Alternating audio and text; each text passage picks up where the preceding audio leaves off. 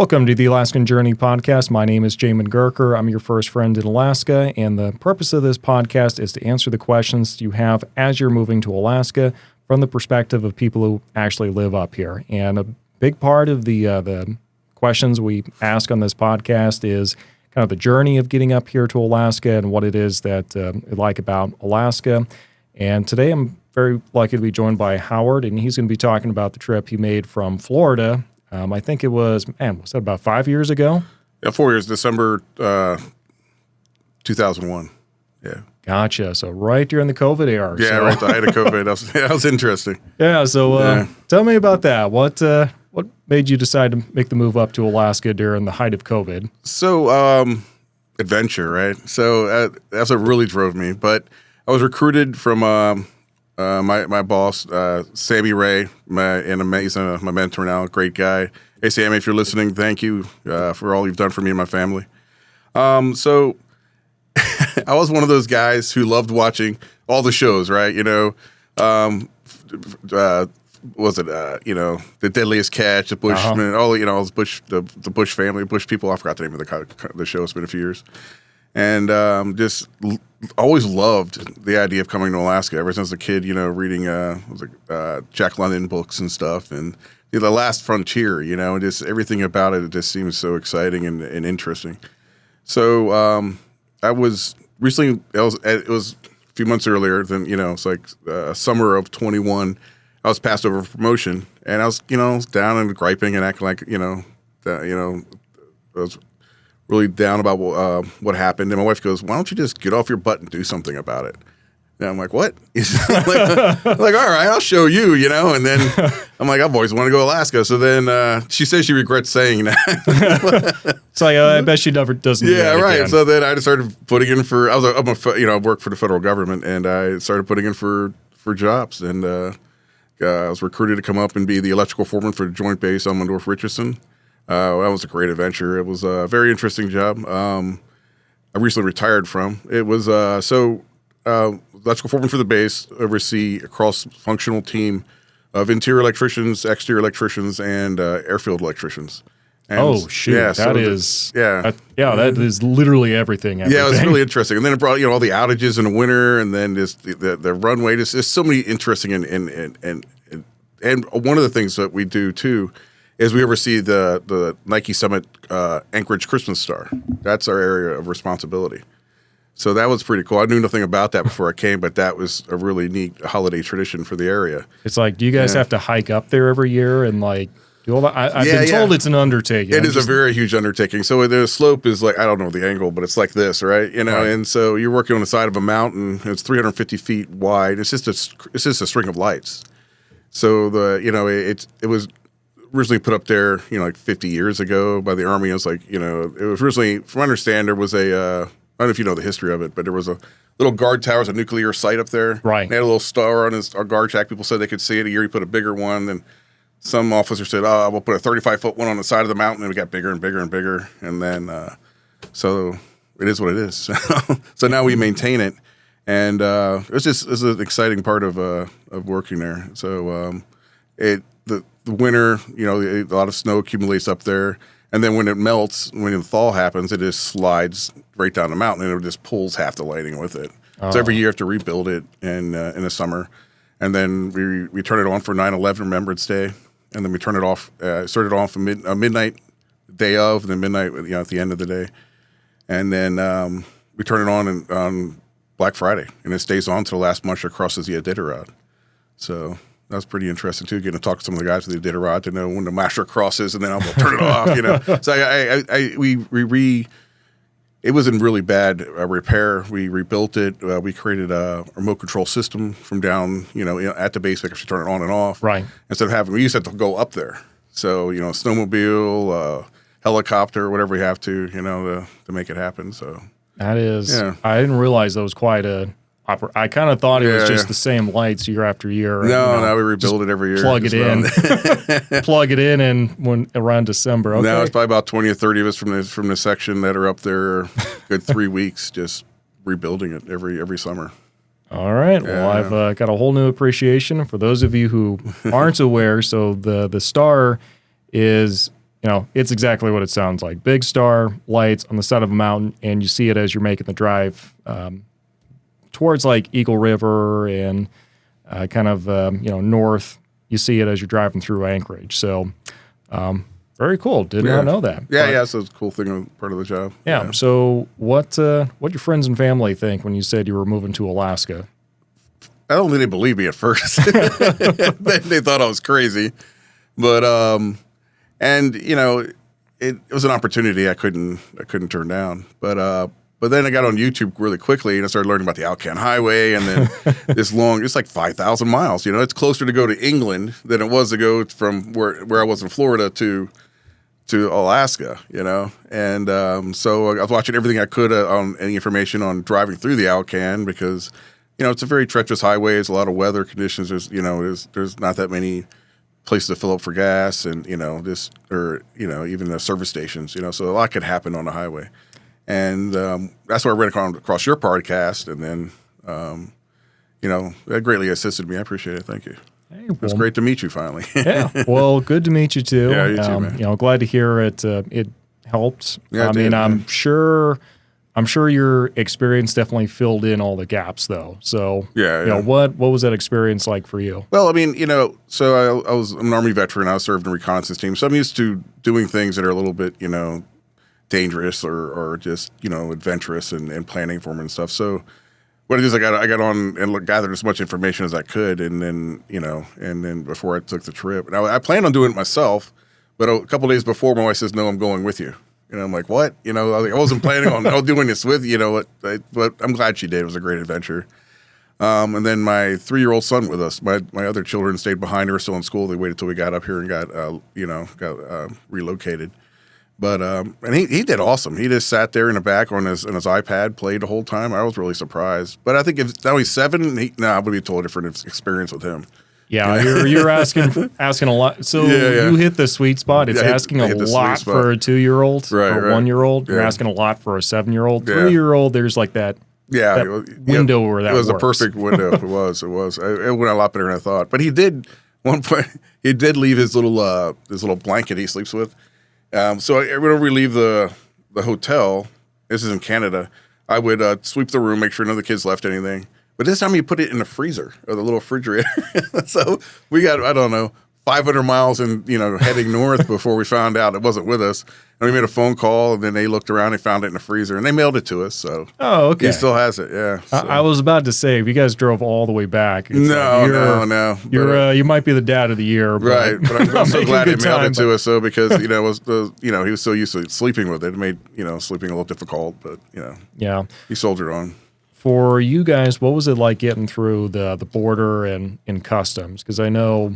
Height of COVID, like that was definitely a thing. It was a thing, and you got to be prepared for it. And you got to make sure you have everything in order because the Canadians, it wasn't like it was 30 years ago. They just wave at you. Yeah, no, they don't. It's very, and make sure that you follow the regulations perfectly. So my experience was we're from Florida, so we're driving, and we got as far north as we could go until we needed snow tires, which is Minot, North Dakota. Then we got some snow tires. And then at that time we went to the border, and then we found out we had to have a recent within the last 4 or 5 days, 3 to 5 days. You had to have a COVID screening, so we had to go back, find someone, that could do that. In Florida, you could go to any CVS or that, but not in North Dakota. You had to go to a special clinic, and so we had to wait another day. So we finally got back there, and then, so if you had tobacco, firearms, any of these types of things, their list of things, and they're going to ask you about all of them, and. What they did ask me about was if I owned any firearms, and I said, yes, I do. And they go, where are they at? I said, well, they're back home, and I didn't want to bring them through customs. And then I spent half the day with them calling back home to relatives to see where my guns are and if they're there. And I don't know, it was kind of strange, but I got through the customs and when I was there was one guy who had too many logs of Copenhagen. He had a couple logs of Copenhagen, too many cans, and he tore apart his whole car and ripped out everything out of his trailer, and I was like, whoa, so they're not, so take it seriously when you go through, is all I can say. Yeah, they get so wrapped around an axle when it comes to firearms. Yeah, like I've known people where it's kind of the same deal they had had with you, where didn't have them with them, but I just said, yes, I do have firearms. They're not here.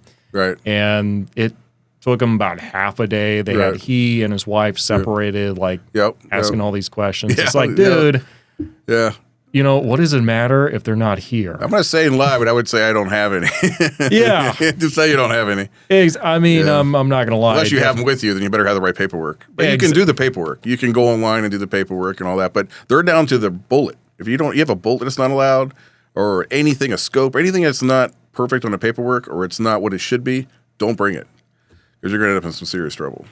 Yeah, it's just, ugh. Yeah. Same thing with alcohol. It's like because there's an import tax or something. Don't if you're moving, leave it all home. Give it away. Don't bring it with you. So just follow the regulations perfectly because they're very strict. And but COVID was a different experience. I mean, we had an app you had to download, and you had to go through you had to check in as you're constantly going. You weren't allowed to go into restaurants. You had to go through the drive-through. It's all these rules which made it more difficult. And the Canadians are snitches. They will. Yeah, they would. Yeah. They will snitch on you if you're not following everything to the T. They would, exactly. They know you're not a local. So it isn't like you're going to, just fit in. Like, they won't know. They blend know. it in with your trailer. Right. Yeah. With a big U-Haul. No, we're here. We're locals, eh? No, I don't. I have a bad. I can't do a Canadian accent. But they're great. They're besides the border guards, the people were just amazing. They're great people. So they're very friendly, always out to help. Help you in any way they can. They do that weird thing where they eat fries with gravy instead of ketchup, which is a Canadian thing, I guess. Yeah, that's. I don't know what's going on. But they enjoy it. So it's their cuisine, so it is what it is. But it's some interesting, different things about we're each other's neighbors, but we're also, so slightly different culture. But yeah, absolutely. What were the roads like as you were going? 'Cause you're in December at this point. So what were the roads like? It wasn't just any normal December. It was like that December was one of the coldest on record. Record snowfall. It was just a really bad December. But so, in the lower 48, especially in Florida, all the roads the highways are 3 or 4 lanes. You got street lights everywhere. You can see everything, and it's like that when you get through the border and you're going through Saskatchewan, but when you start getting towards when you hit the Alcan and Dawson's Creek, right? Yeah, it changes.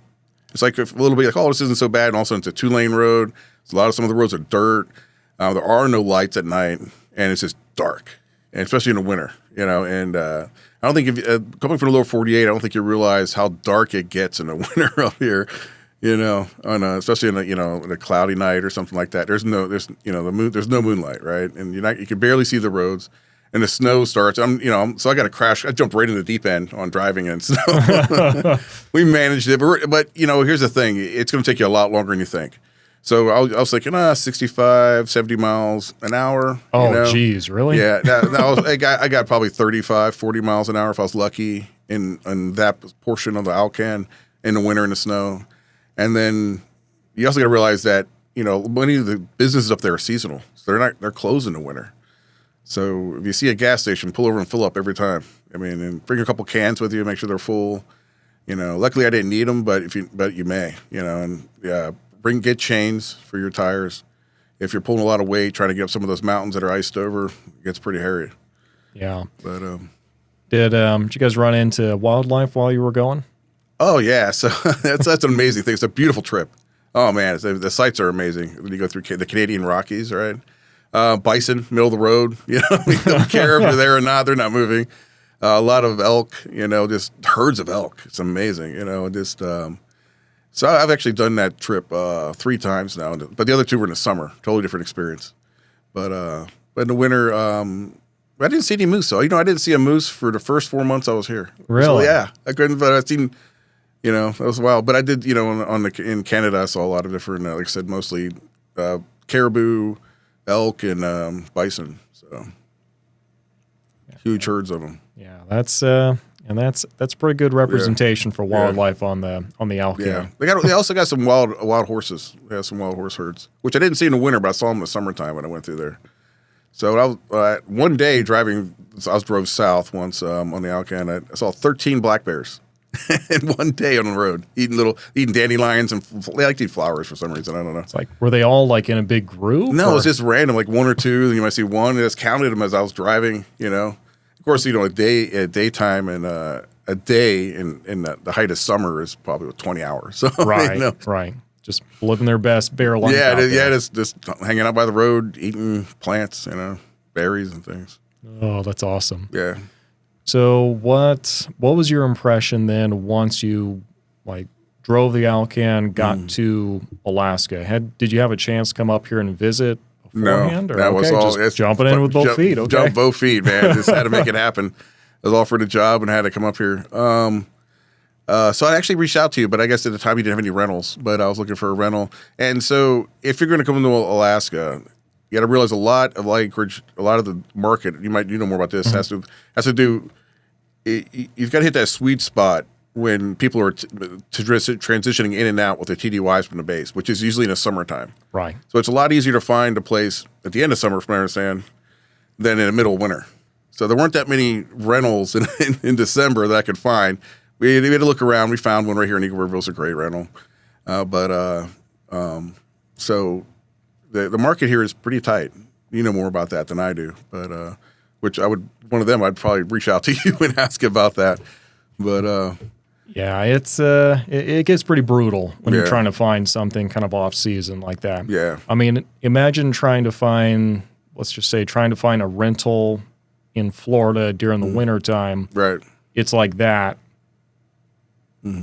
Like up here, just kind of in reverse, if that makes any sense. No, it makes sense, yeah. Yeah, you definitely get a get lot of tourists come and visit. Yeah, a lot of tourists, and then, you just have people just don't really want to move during the wintertime. Yeah. And so a lot of the homeowners, landlords, they're like, well, we're just going to try to time this so we can go on the market around May, June, July, sometime in there to try to avoid getting stuck in the dead of winter, because there's not as many tenants looking for properties either. Right. Because, yeah. But anyway, got here. Got settled in. We actually stayed in an Airbnb for 2 weeks while I was looking for a place. It was downtown. It was the first mayor of the city's old home. It's a business now, but the basement they turned into an Airbnb. So that's kind of neat. Really? It's been our first Christmas here. In the mayor's first home, the first mayor's home. So it's kind of neat. But, yeah. Oh man, that's overlooks awesome. Kind of near Cook's Inlet, kind of that part of downtown. So. Okay, I think I know what you're talking. Is it kind of like overlooking the train tracks? Yeah. And all that thing? Yeah. Oh man, that's cool. Yeah, because I know the another former mayor lives right down there in that area too. Yeah. I remember, random side story here, but I was trying to get some footage of the train tracks and all that, and a guy in one of the houses came over and started talking to me a little bit. And he was like, hey, I'm trying to sell my house over here. And he was like, hey, I'm a real estate agent. Let's go take a look. Right. And I go in there, we start talking, and turns out, he's the former mayor of Anchorage, and, get to spend a solid half hour just chilling, just talking. Cool. So, yeah. He was a pretty interesting guy, I'm sure. Pretty interesting guy. Yeah. I mean, I need to get a former mayor on here, honestly, to talk shop. There's a lot of history there that you just lose otherwise. There's a lot of interesting people in the area, a lot of interesting stories. There's so many different things that are going on in the state. I've noticed and everyone's got a story how they got here too, right? Yeah, and the cool thing about this state too, the degrees of separation is just so much smaller here. Yeah. I'd say maybe 2-3 degrees of separation between you and anybody in the state. So that's really cool. Yeah, it is. Yeah. So got here, settled in during the wintertime, Christmas and all that. What was it like for you guys getting used to kind of the cold and the darkness up here? So for me, it was not a hard adjustment. I really enjoyed it. I enjoyed how it was so different from where I came. But my wife had a hard time with it. It was it's for some people it's very depressing. So they do everything. They got the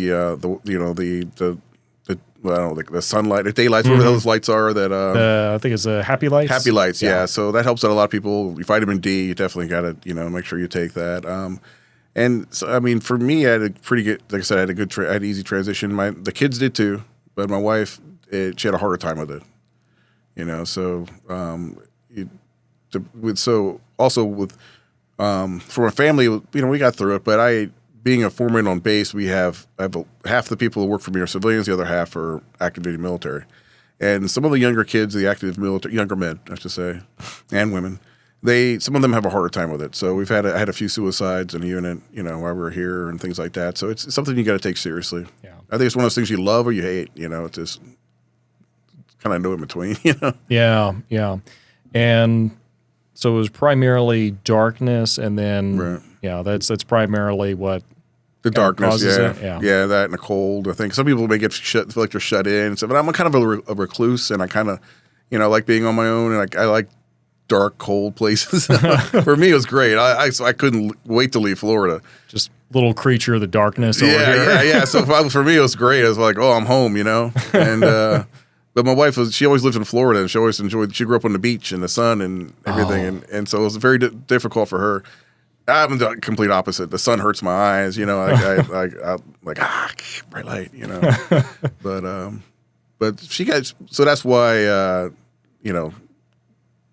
that's why we're now that I'm retired, she transitioned to we moved to Tennessee, so.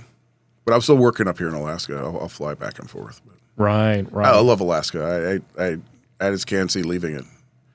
But so there's a lot of occupations up here where you can work remotely, and you can work in shift work and things like that, and live anywhere you want in the lower 48 if you wish. Yeah. Well, I mean, if you have that electrician background, honestly, the problem is more just getting press ganged into having to work somewhere than finding work usually. Yeah, especially with up here. I mean, especially with all the trades. Well, any occupation really, there are more jobs than there are people.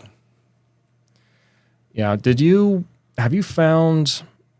So here's the issue I've been finding, and I've kind of talked with some economists about this before.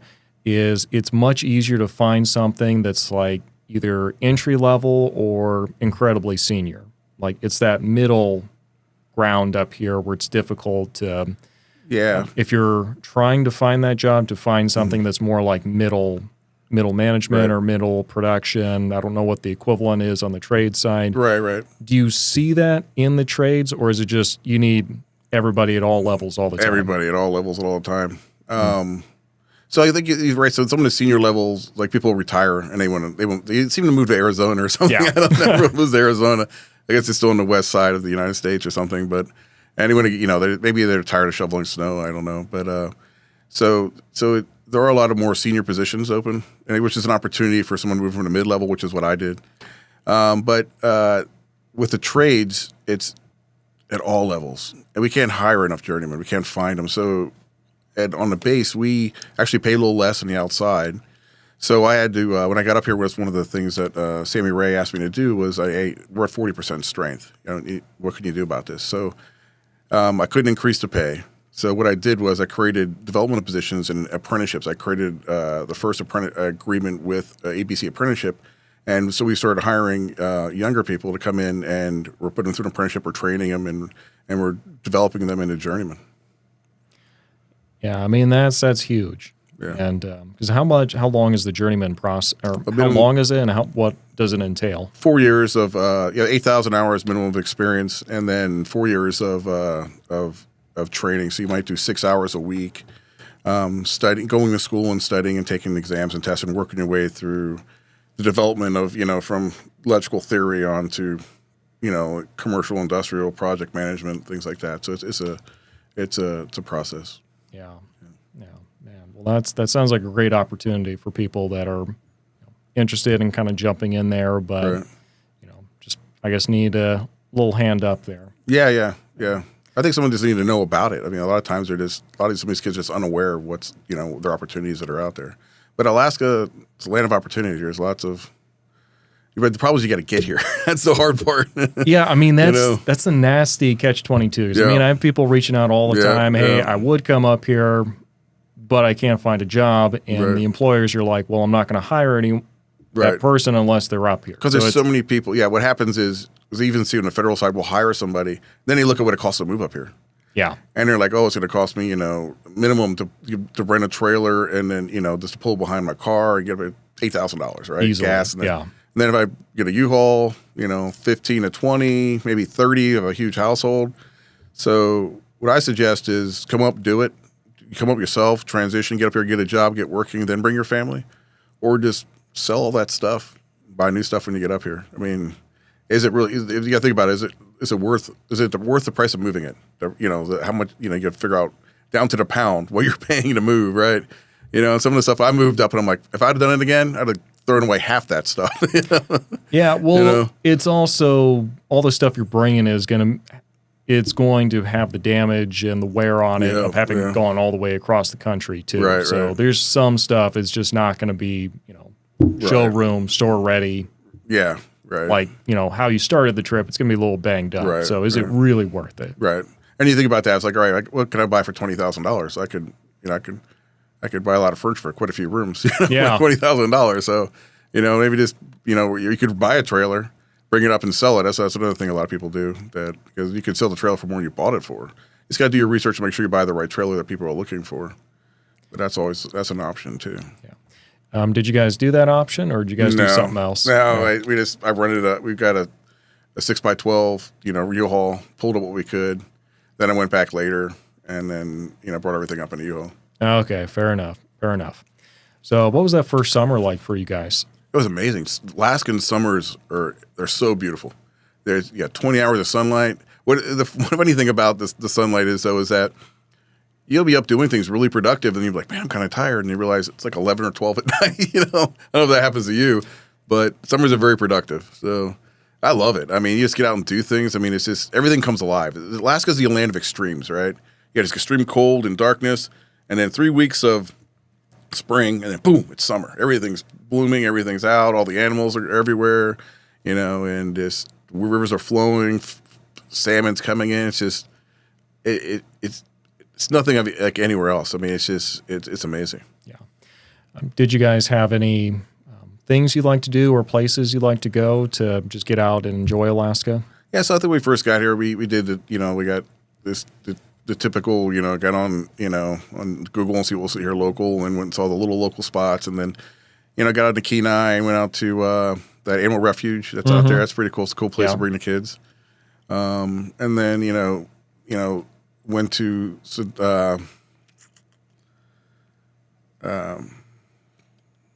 what's that? That starts with an S out there in Kenai. The Soldotna? Soldotna, yeah. No, is it? Well, we could do all the the charters and stuff that go out. Is that Soldotna? Oh, I don't know. Okay. But, yeah, I'd have to look it up. Seward? Seward, yeah, okay, Seward. Went out to Seward. You could take a cool train ride out there too. It's kind of neat. The Alaska trains are really neat. They got the glass covered overhead, so you can see all the different. You can see everything, especially at night, so you can see the stars and everything. It's pretty cool. But so we got to Seward, and went on some of the charters and to see all the wildlife and. The seals and whales and little otters and everything like that. And I just got out and experienced, I haven't been to Denali yet. I'm still looking forward to doing that. But honestly, after so many years of being here, I mean, it's a big mountain. Right. So, right. Yeah. like it's something to check off the list and everything. Yeah. But yeah, for a lot of people who go there, they've lived here in Alaska for a while. They're a little disappointed because they're just like, well, it's a big mountain. Yeah, it is a big mountain. You can see it from here, right? On the right there. Yeah. And went out to Valdez. That's pretty cool. It's a nice little trip. It's a beautiful trip. Anywhere you go, anywhere you drive, just driving, you're going to see such many glaciers and rivers and just the most amazing scenery. Something out of a novel or a book or something or a movie. It's a beautiful place. Yeah. Did you guys get into the fishing or hunting very much? Yeah. Well, so I learned, and I'm learning. But so when I first got here, of course, it was kind of exciting about being on base was half the guys were brand new to the base too, and the other half have been here forever. So the guys that have been here were willing to take you out and teach you, how to actually, floss. They call it flossing. Mm-hmm. It's more like snagging, but you can't allowed to say that. It's illegal. But yeah, you floss for fish. You kind of fly fishing, but you're not. But there's so many of them. I mean, it's not that hard. It's not easy, but it's just an amazing time. I mean, hundreds of thousands of fish just, in a river right there in front of you. And then, it's just, and bears are walking right past you and they don't care because they're getting all the fish, so they're not bothering you. They're hungry. They're not even hungry. They're being fed well. So just an amazing experience. So I did more fishing. Hunting, I've been offered a couple different times to go hunting, and I have a lot of friends, and I really want to, but I haven't got a chance. Now that I've retired, I'll be able to get out and do more. So I should have done it. I should have done more. But. Yeah. Well, I mean, good news is plenty of time now. There is, yeah. Kind of the nice thing is, you can go find areas here where you can more or less just kind of hunt right from the roadside. Yeah. Which, I mean, you drive up like Willow Fish Hook Road, like that's a great area, but you get to be the person that's like just looking at a moose for like 5 minutes trying to figure out like does it meet the requirements of like the antlers and the size and everything because and once you get your residency, then it's affordable. Yeah, exactly. It's amazing what it costs. A tourist to come up here and hunt. So. Yeah, absolutely. So okay, the pace and everything sounds like that really worked out for y'all during the summertime. Did you guys experienced any larger earthquakes in the time you've been here? Like I know that would probably be a new experience for y'all coming from Florida. Yeah, it was. Yeah. So we weren't here for the 2018 one that really hit Eagle River pretty hard. But so I was sitting at my desk. I think it was about a month, and I was sitting at my desk, I had my feet up. I was sort of like, what was that? An earthquake? Like, yeah, it was an earthquake. I'm like, whoa, I've never experienced that before, but they happen so often here now. I kind of don't even pay attention to them. Little tremors and stuff. Yeah, we're a little blasé about them sometimes. Honestly, like unless it's like a 5, 6, like probably just not even reacting to it. Yeah, you don't even halfway notice them anymore. But I did when the first year I was here. I noticed every one of them, and then now I don't even half pay attention. Oh, that's awesome. There's something like a couple hundred volcanoes in Alaska. It's a very active area. So. Yeah, luckily, because I mean they had that huge earthquake, that volcano down near Kenai that was supposed to go off. I think it was Mount Spur, if I remember correctly, and like everyone was losing their mind over that volcano for like a hot minute because it was supposed to go off, and we're supposed to have just this volcanic ash everywhere that was going to get everyone's cars and everything. Yeah. And it sounds like a chasm like collapsed inside of the volcano and just kind of fizzled out. I think a lot of people have recent memory. Well, from the 90s when it hit, like I worked with a few individuals that were here when that happened, and they said it looked like, I don't think say it looked like hell. Like everything was just covered in black soot everywhere. Just everything was, inches of it, just dark black. Dark. I mean, just black. It was. Then they said it got into everyone's exhaust systems in their cars, and they had to use pantyhose to cover them so they could actually filter them. And it was quite an ordeal. So glad I haven't experienced that yet. Yeah, I don't think anyone really wants to experience that one. No, not at all. And I mean, not only that, but even if it does erupt, it's probably not going to be like a really awe-inspiring. No, it's just, not like Mount St. Helens or anything. Yeah, it's just stupid ash going everywhere. Yeah. Like it's not fun lava. It's you were here for the 2018 earthquake, right? What was that like? It was pretty violent. You know, I've been kind of a veteran of these earthquakes before, so I was actually in a classroom full of middle schoolers and high schoolers about to get started with with the day and everything. And I mean, all the ground started shaking. We all know what that is. I mean, everyone just hits the ground. I've got a couple kids and we're under the table. Yeah, and you're just kind of sitting there waiting for it to stop, and then it just keeps going and keeps going and keeps going. And it went on for I think like 48 seconds or so. Wow.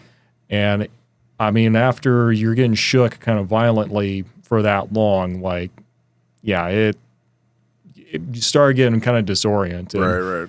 And I mean, the light went out in the building and everything. And I mean, you can hear the whole building creaking all the way around, which I was actually able to interview Connie Summerall, here in Eagle River. Her dad actually built that building and like a lot of others in the area. And I was like, well, I mean, your dad built a good building because seriously, that thing felt like it was about to come down on us, but it held together. Right. And, as soon as everything stopped, I mean, the kids are hysterical and, really rattled and get them outside. And then, I had the job of going and just SWAT style, like knocking down all the doors, trying to get to like the elementary school kids and trying to get them corralled and out of there as well. Cause they were even more rattled and they were stuck in like these small rooms where all the, paraphernalia you have in an elementary school. A classroom fell down and blocked them in. So yeah, I got them out there, and we're in the parking lot, like, and you have like the aftershocks that are like, I think they're like 5, 6, on the Richter scale, kind of shocks and aftershocks that are going through, and trying to keep order and all that. And everyone's running around. I look around. It's like, hey, we've got gas down at the in the church, and I can hear like a hissing sound. So it's like, went down in there, had like one of the church ladies with me, like trying to give me some light, and get to the church room or get to the utility room where the meter is at to try to shut the thing off. And it's to get through there, you have to go through the storage room, and of course, church storage room, everything is all over the place. I'm having to pick my way through there. It's like, dude, if there's another big quake here, it's gonna be tough getting out of here. Yeah. But I get over there, and I mean, to you, you'd know exactly what you're looking at. For me, I had no clue what I was looking at, even a little bit. And I was like, dude, I don't know, like, what dial, knob, am I looking for, like, a lever? I don't know what I'm looking for. Right. And, like, as I'm thinking this, like, the whole, like, building starts shaking again. And it's like, well, we're just going to go with these. Start pulled down as many things as I could and just got the heck out of there. Did you get it? I mean, I think we got it. Okay, like, good. Yeah. I mean, they did say there was a gas leak, but we were able to like shut it off, so it didn't cause any big damage. But it was definitely rattling. Right. Because the thing is that here, for the people who've been through the 2018 earthquake, the violence of the shake was about what it was in the 64 earthquake that just leveled most of Anchorage. Right, I've seen the pictures of that. That's pretty wild. Yeah, just wild, incredible. Right. But the thing about that earthquake, though, it's about the same amount of violence, but it went on for nearly 5 minutes. Right. Like for us, like we were rattled at 48 seconds. I can't imagine like 5 minutes of that. That's just crazy talk. Right. Yeah. Yeah, when I got here in December of 21, I think they were just opening the elementary school from all the repairs that they made from the earthquake. So, yeah, that it can definitely, if it's a big earthquake, it can definitely make its presence and I guess legacy, whatever you want to call it, like felt for a long time. Right. Now, luckily, 2018, all our stuff is built completely different from what it was back then. So, so for the most part, we did hold together a lot better. Now, you did have some places that just got rocked. Right. And like some houses that did sink like 5-6 feet down to the ground. But that, I think it was 1, maybe 2 out of thousands. So. I think the town of Valdez, like, I don't know, 30, 40 years ago, disappeared in an earthquake and they rebuilt it where it is now. I heard something about that when I was visiting, when I went there, a year ago. Yeah. And then you've got, like Seward just got completely wiped out. Because Seward was actually right on the trajectory to become like a big economic powerhouse for the state, and they had like the cannery and the shipping and all that like right there. Right. And the earthquake happened, everything was on fire, and the tsunamis came through and just wiped everything out. Oh wow. Yeah, if you go in Seward, you'll notice like there's a definite line almost through the town, and on this side of the line you've got a lot of older houses, and on this side you get a lot of newer stuff. And that's definitely a legacy of that earthquake and tsunami because, everything over here just got wiped out. Next time I'm there, I'll take a look. Yeah. But anyway, on a cheerier topic, what's, going into, this summer, do you have any, like, big plans or anything you're wanting to do on the bucket list while you're here? Oh, the salmon are getting ready to start running, so get out there and catch some salmon. And then... find a job. Yeah, okay. I guess that does make sense. Yeah. But the salmon before the job, or I don't know, whichever one happens first. But I mean, Yeah. Go get a job as you're catching the Yeah, sun. it's not hard to find a job up here. They're everywhere. I mean, there are more jobs than there are people. That's one thing I can say. Once you're here, it's easy to find a job. Trying to get one from out of state, because what happens is once people find out, so many employers will hire somebody, and then 3 out of 5 or 4 out of 5 just find out it's too expensive or too hard to move. They just decide not to move for whatever reason.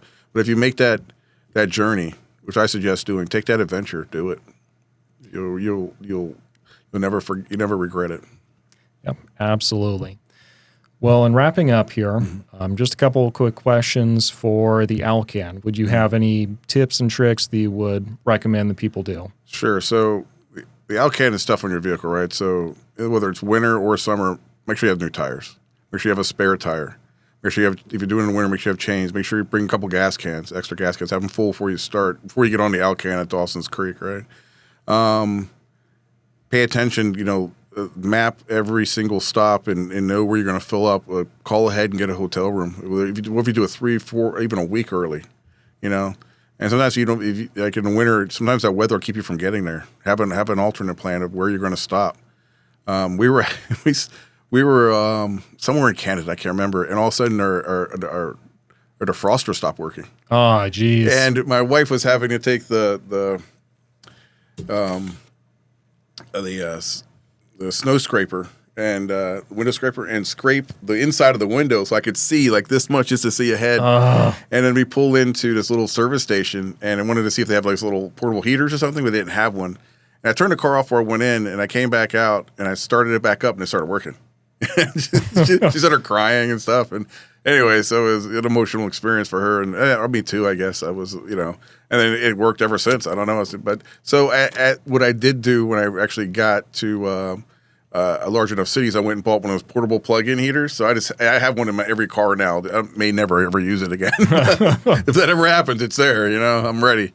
But be prepared. I mean, it's nothing to take lightly, but it is an experience and an adventure that you and your family will remember and cherish for the rest of your lives. Yeah, absolutely. What for you would you say are the pros and cons across the board of living in Alaska? Oh man, I would say that the cons are. Let's start there. It's hard to get here, but once you're here, things are a little more expensive because everything costs by the pound to ship, right? Mm-hmm. So whether it's water or if it's a steak, it's going to have that added cost to it. So that's a little sticker shock, but your income will compensate for it. You're going to get paid more up here.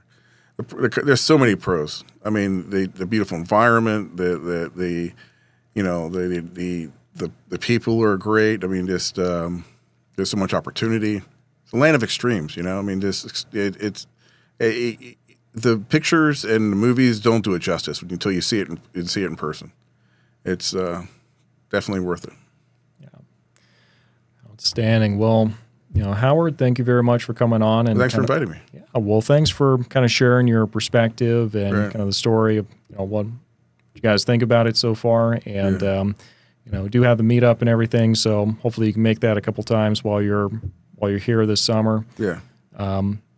It's been a little while since I've done any fishing, but maybe we'll do that for a meetup sometime. Yeah. So I gotta go and I'll give you a call, see if you want to go. Absolutely. Sounds good. Everyone else, thanks for joining us, and we'll see you next time.